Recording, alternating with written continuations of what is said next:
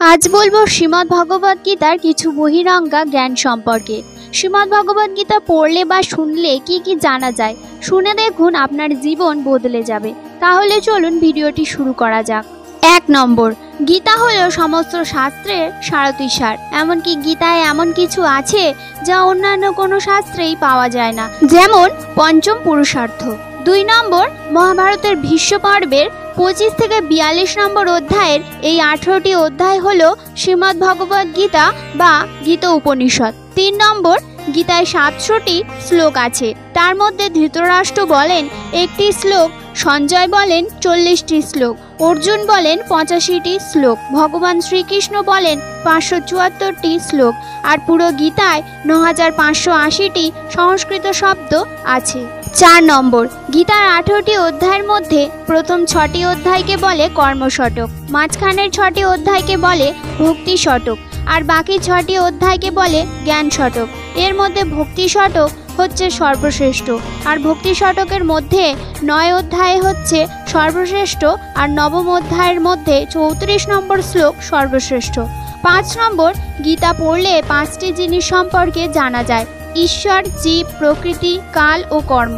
6 নম্বর, যদিও শ্রীকৃষ্ণ গীতার জ্ঞান 5000 বছর আগেই বলেছিলেন, কিন্তু ভগবান 4র্থ অধ্যায়ে বলেছেন এই জ্ঞান তিনি এর আগেও বলেছেন। মহাভারতের শান্তি পর্বে গীতার ইতিহাস উল্লেখ আছে। তার মানে গীতা প্রথমে বলা হয় 120 কোটি 4 লক্ষ বছর আগে। মানব সমাজে এই জ্ঞান প্রায় 20 লক্ষ বছর ধরে বর্তমান, কিন্তু কালের বিবর্তনে তা হারিয়ে গেলে পুনরায় শ্রীকৃষ্ণ তা অর্জুনকে দেন। 7 নম্বর, ভগবান শ্রীকৃষ্ণ অর্জুনকে মাত্র 40 মিনিটে এই গীতার জ্ঞান দেন। 8 নম্বর, গীতার মাহাত্ম্য অনেকে করে গেছেন।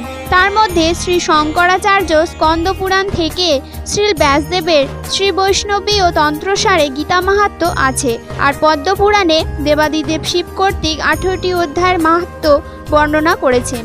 9 নম্বর, গীতাতে অর্জুনের 20টি নাম আর শ্রীকৃষ্ণের 33টি নামের উল্লেখ করা হয়েছে।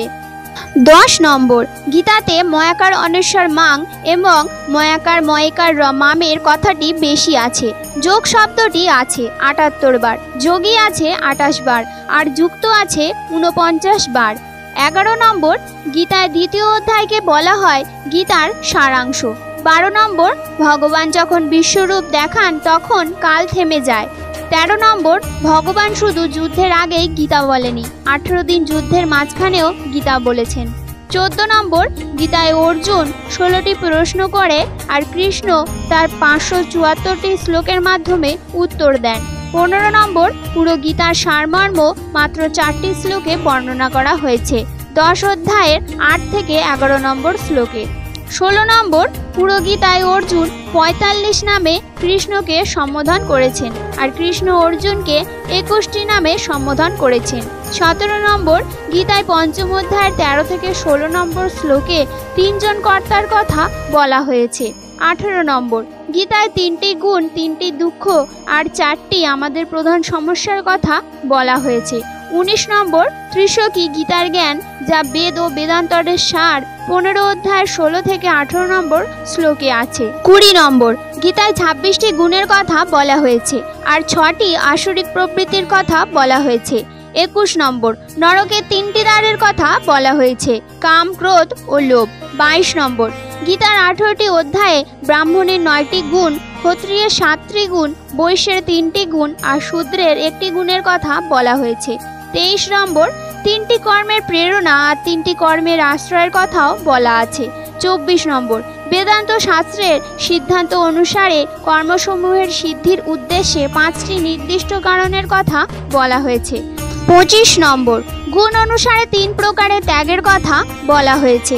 26 নম্বর, 3 প্রকারের আহার, যজ্ঞ, তপস্যা, শ্রদ্ধা, পূজা ও দানের কথা বলা হয়েছে। 27 নম্বর, 2টি স্বভাবের জীবের কথা বলা হয়েছে। 28 নম্বর, 2 প্রকার জীবের কথা বলা হয়েছে। 29 নম্বর, 18টি আত্মজ্ঞান সাধনার গুণের কথা বলা হয়েছে। 30 নম্বর, ব্রহ্ম উপলব্ধির 5টি স্তরের কথা বলা হয়েছে। 31 নম্বর, ভক্তদের 36টি গুণের কথা বলা হয়েছে। 32 নম্বর, গীতায় নারীদের 7টি গুণের কথা বলা হয়েছে। 33 নম্বর 4 প্রকার সুকৃতিবান ব্যক্তির কথা বলা হয়েছে আর 4 প্রকার দুষ্কৃতিবানের কথাও বলা হয়েছে।